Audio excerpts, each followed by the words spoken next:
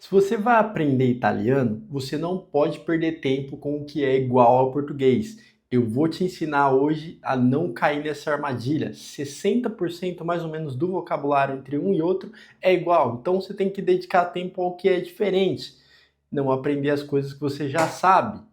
Então vamos lá, eu sou o Eduardo e esse aqui é a série O Mínimo que Você Precisa para Aprender o Idioma Tal. Então, que é o que eu resumo, tento resumir aqui tudo, os principais pontos para você aprender ou começar a aprender aquele idioma, já focar no que realmente importa, tá? Então, se você fala português, tem vídeo aqui, já esse do italiano, a gente já falou de francês, tem vídeo de espanhol também. Então, vamos lá. Entender aqui. Por que que esse eu separei aqui 4 ou 5 tópicos. Então, vamos lá.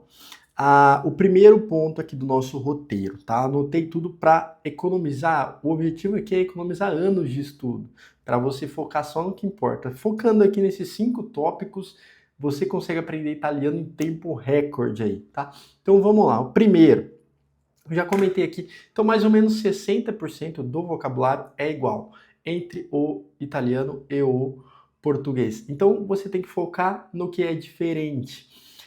Por exemplo, quer um exemplo igual? Problema, problema, que é a mesma coisa. Tem aqui, anotei aqui, importante, importante. Mas tem palavrinhas que não necessariamente é igual, 100%, mas você entende ali pelo contexto. Por exemplo, aqui, universitar. Universitar é universidade, então é muito parecido ali, então você não foca nisso. Você aprende as palavras que são diferentes. Pesquisa sempre as palavras mais diferentes, que são importantes, são usuais no idioma e aprende no contexto, com frases, tá? Então sempre focar no vocabulário diferente. Então, segundo ponto aqui, que aí a gente cai nos falsos cognatos, que são os falsos amigos. Isso aqui sempre engana os brasileiros, que a gente acha muitas palavras se parecem, mas não quer dizer a mesma coisa. Então, eu trouxe aqui uma lista que tem, ó, vamos falar aqui umas 7, 8, vamos lá. Primeira aqui, caldo, caldo, que significa quente. Quente não é um caldo de sopa, nem nada disso. Então, importante aí você tem que saber essas palavrinhas que são traduzidas diferente. Pasta, famoso pasta. Pasta, que é a comida, massa, macarrão, tá? Então não tem nada a ver com pasta, o objeto para carregar alguma coisa ou pasta de dente, tá? Então pasta. A palestra, essa aqui eu sou do ramo, então essa aqui eu gosto. Palestra é academia. Então não tem nada a ver com a palestra. A palavra palestra significa academia, tá? Então palestra. Argumento. Argumento. Argumento é um assunto, um tema, não é um argumento, tá? De algum tema, de algum debate. Então, guardare, um outro aqui, guardare. Guardare quer dizer assistir, você ver.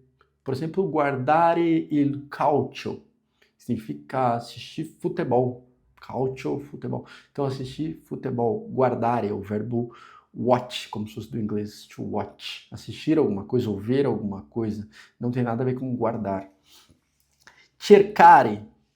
Cercare é procurar.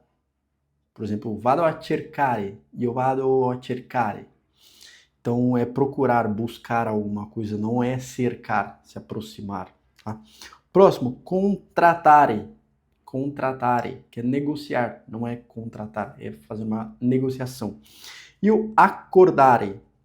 Acordare quer dizer entrar em acordo, tá? Não quer dizer acordar, quer dizer entrar em acordo, ou também pode ser afinar algum instrumento musical, um violão, por exemplo. Então, acordare.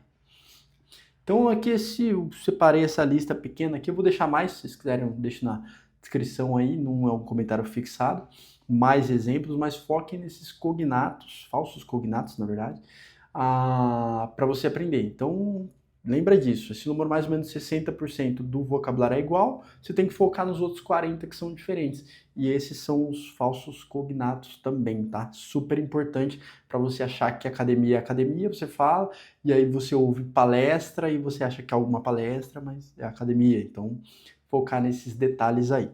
Vamos para o próximo tópico aqui. 3. Eu separei 4 sonzinhos aqui que são essenciais para a gente aprender.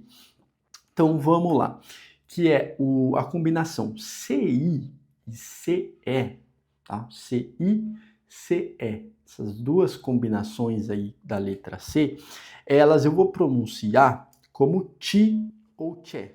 Então vamos lá, eu trouxe aqui alguns exemplos. Cielo, cielo, cielo, não é cielo, cielo, é cielo. Tita, tita, tita. Então, esse CI, eu falo ti. Tita, tita, cielo. Tita, cielo, tá? Sempre que for CI. CI e CE. CA, os outros não, aí é normal, eu falo K. CA. Então, cielo, tita. Então, vamos, por exemplo, do CE aqui. Chena, chena, ó. Não é cena, tá? Como se fosse um espanhol, por exemplo. Cena. Chena. Che. Che. Che, che, che, che. Então lembra do ti ou che. Chena. E o próximo aqui, certo. Essa palavra eu não posso falar certo. Como falaria em português, eu falo certo. Certo. Sim, a tradução é igual. Mas certo. A pronúncia é certo. Certo. Ok. Certo.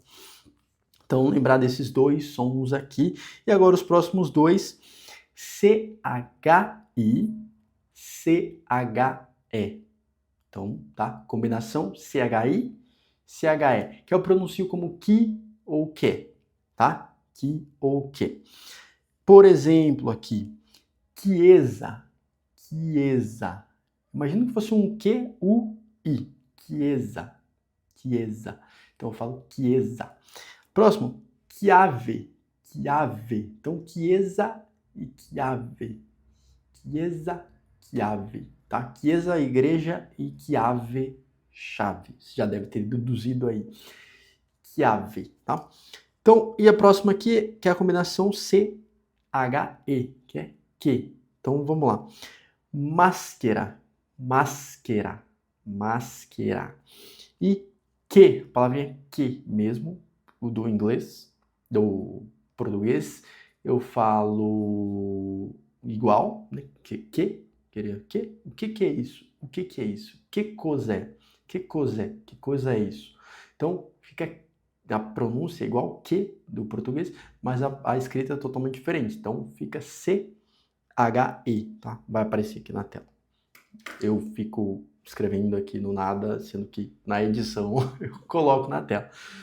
Vamos lá. Então, sempre foque nesses 4 aí, que é o CI, CE, e depois o CHI, CHE. Esses aqui são importantes. Vou trazer alguns outros sons aqui que eu anotei, que é a R sempre forte, tá? Como se fosse o espanhol.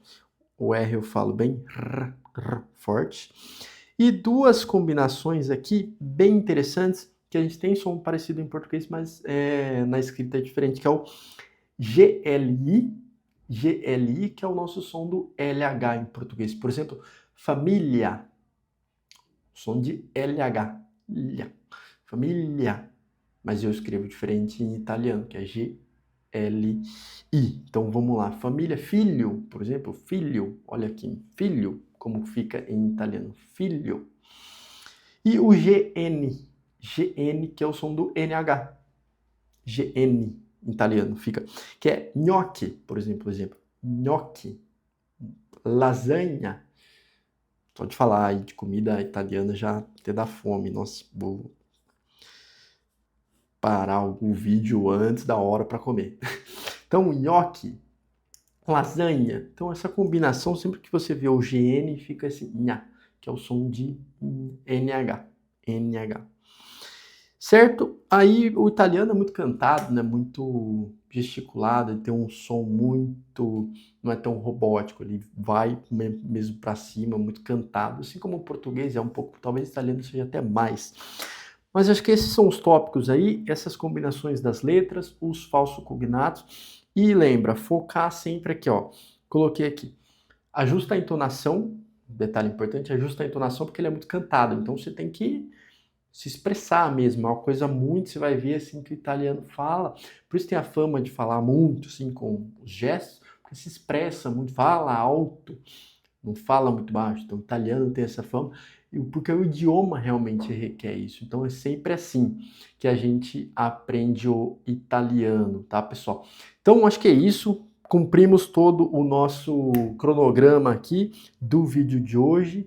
E é isso, segue para mais dicas, tá? Vai ter vídeos de outros idiomas também seguindo esse mesmo padrão para fazer você economizar muito tempo nesse idioma. Então esse aqui eu compilei com toda a minha experiência em estudo, aprendizado de idiomas, compilei todas as minhas dicas aqui principais para você estudar italiano sem medo, tá? Isso aqui é o básico que você precisa focar na hora que tiver praticando esse idioma maravilhoso, tá? Quiser vídeo em italiano 100%, comenta aí que eu vou fazer também.